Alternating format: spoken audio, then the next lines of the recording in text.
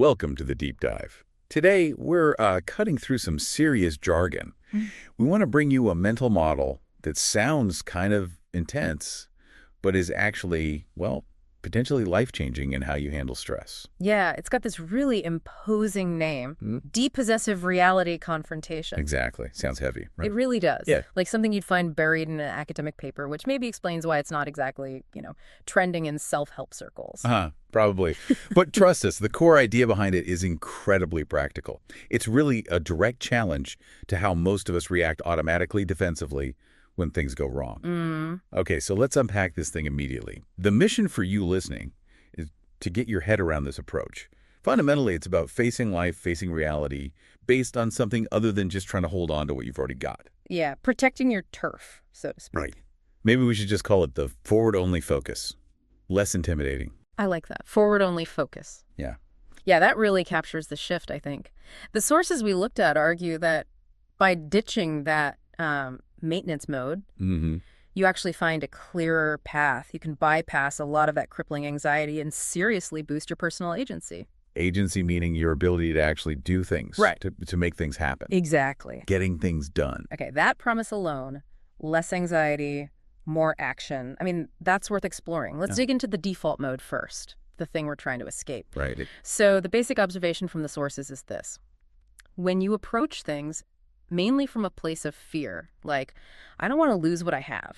Yeah, it could be anything. Stability, Yeah. a job, a relationship, even just how people see you. Exactly. When that's the driver, your main way of operating becomes just maintenance. You're Right. basically just securing what you possess against any potential threat. And that mindset, that constant guarding, it immediately generates worry. It has to. Well, if you're always scanning the horizon for threats to your status quo, you're essentially living in a state of, perpetual anxiety about everything. Right. You end up spending all your energy just kind of polishing your mental furniture, like you said earlier, instead of maybe building something new. That's a great way to put it. Polishing mental furniture.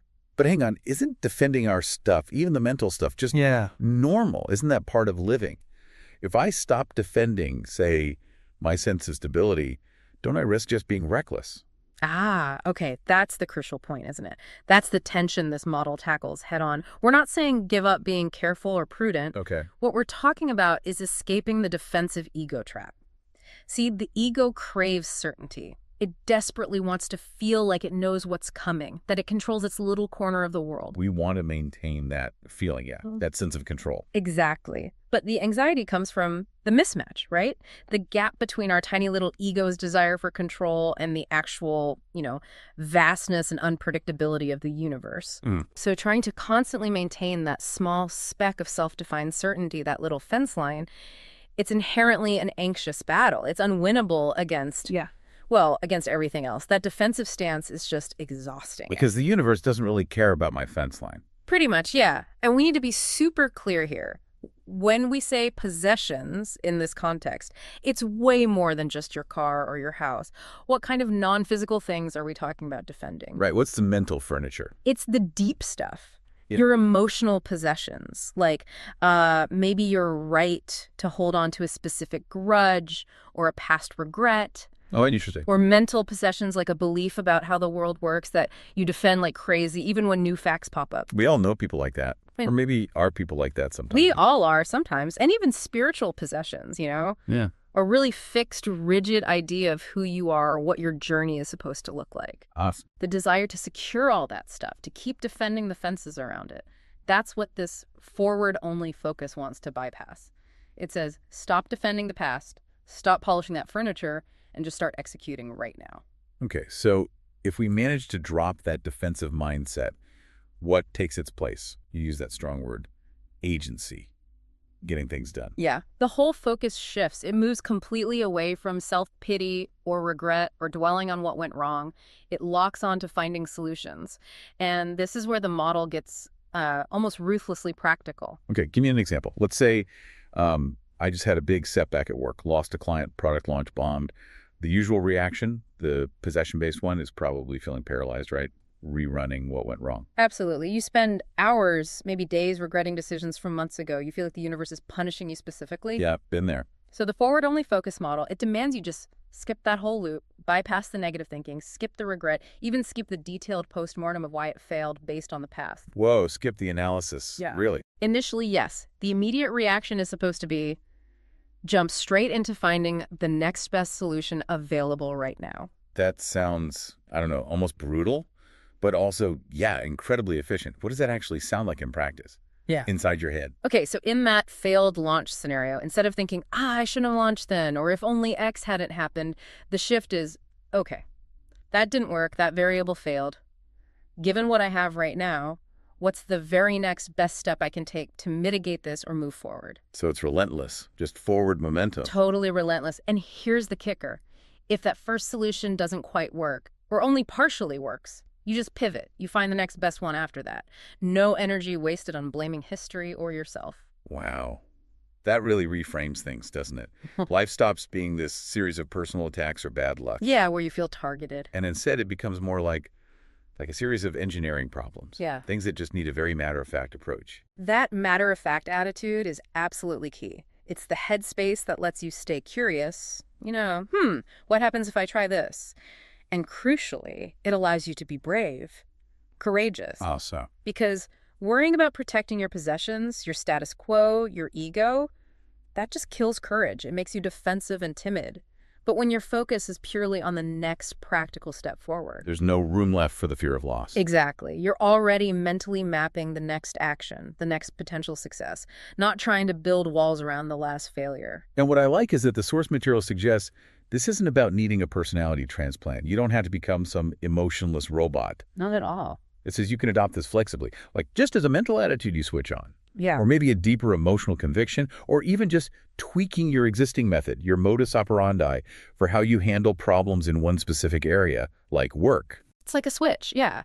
You can flip it when you need agency more than you need to feel secure in your maintenance. I don't have to redefine your whole identity. You just adjust how you operate when the situation calls for it. Okay, let's get into the how. How do we actually make this switch? Yeah. How to activate this depossessive confrontation when, the pressure's on? Yeah. The model apparently came from using a method that needed a certain cleanness. Yeah, cleanness. Yeah. It basically meant requiring this intense rigor of focus. The people developing this realized that kind of focus just couldn't coexist with what they called baggage. Baggage, okay. If you're distracted by regrets about the past or anxieties about the future, your focus, your rigor, it's just instantly compromised. You get dragged down. So they realized you have to drop all that psychological weight and just, go for it with laser precision on the task at hand. Okay, so if we want that rigor, that focus, we have to talk about the sacrifice. Mm-hmm. What exactly is this internal baggage we need to drop? It's pretty comprehensive, actually. It means ditching old attitudes like, I'm just not the kind of person who can do that. Limiting beliefs. Yeah, exactly. It means dropping specific baggage from the past. Like, look, I tried this exact thing 5 years ago. It blew up in my face, so I know it won't work now. Right. Using past failure as proof of future failure. Mm-hmm. And it also means dropping prejudgments based on what happened to other people. My friend tried negotiating with them and got totally burned, so I need to go in super defensive. We use all those things like shields, don't we? Excuses to not really try or to hedge our bets. But this approach says, no, drop the shield, take the situation right now at face value, and just give the action your absolute best shot. Forget the defenses. It demands real commitment, but there's one last crucial sacrifice they mention, and honestly, this is probably the toughest one psychologically for most people, especially high achievers. Okay, what is it? Letting go of the need to focus on the results. Whoa. Okay, that sounds like the hardest part by far. How is letting go of the outcome not just giving up or becoming fatalistic? Isn't focusing on results how we, drive quality, ensure accountability? That's the million-dollar question, right? And it's subtle. It doesn't mean you stop caring about the outcome. Of course you want a good outcome. But the focus of your immediate action, your mental energy, cannot be on that future result. Why not? Because the moment your focus locks onto the desired result, the big promotion, the successful product, whatever, you instantly introduce anxiety about the future. Will I get it? What if I don't? And that anxiety immediately poisons the quality of your present action. Ah, I see. You start hedging, rushing things, making slightly different, safer decisions because you're scared of not getting the result. Precisely. You start playing not to lose instead of playing to win, essentially. So the mechanism works because maximizing the quality of your present action with full focus and rigor is actually the most reliable path to the best possible outcome. but the intention has to be pure, focused on the action itself. So you just have to do the best you can right here, right now, simply because Well, because it's the best thing you can do right now. that's it. The action itself, the quality of your focus in this moment, has to be its own reward, in a sense. Mm-hmm. You sort of maintain a background faith, maybe, that the best results generally flow from that kind of maximized present effort. But you can't let the pursuit of the result drive the action. Exactly. And if the outcome isn't what you hoped, you don't waste time regretting the quality of your past action because you know you gave it your best focused shot then. You just immediately jump back into, okay, what's the next best solution? No baggage carried forward. This connects really powerfully back to what you were saying about the ego at the start. Absolutely. Yeah, the ultimate synthesis here is, I think, quite profound. If maintaining all our possessions, physical security, emotional narratives, mental certainties, if that is the core job of the ego. Protecting its territory. Right. Then adopting this kind of baggageless, solution-first approach. Well, that's basically the definition of going beyond your ego. You stop defending the self you think you are, the story you tell yourself, and you just operate at maximum effectiveness right now. So you're sacrificing the sort of protective comfort that anxiety weirdly provides. Yeah, that feeling of, at least I'm worrying, so I'm doing something. Right. You sacrifice that in exchange for pure, unhindered agency. That's the trade-off. Okay. So wrapping this up, what's the big takeaway for you, the listener? Mm-hmm. The core idea of this forward-only focus seems pretty simple on the surface. Mm-hmm. It's a way to approach life without all the baggage. More agency, less anxiety. Sounds great. But it's crucial to remember it's not, a magic wand. It requires real sacrifice. You have to consciously give up your right to wallow in regret about the past, and you have to loosen your death grip on specific future outcomes.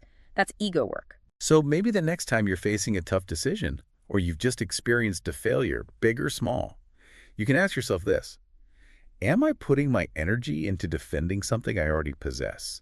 Like a sense of certainty I don't really have, or an old story about myself, or maybe an emotional grudge? Or am I focusing all my available energy on simply finding and executing the next best solution right now?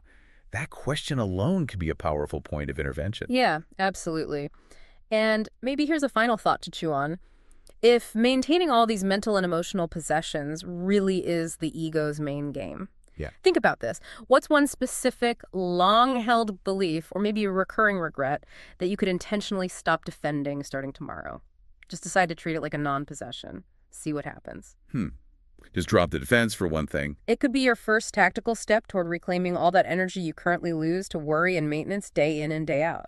Definitely food for thought. Thanks for joining us for this deep dive into letting go and moving forward. Great conversation. We'll meet you back here next time.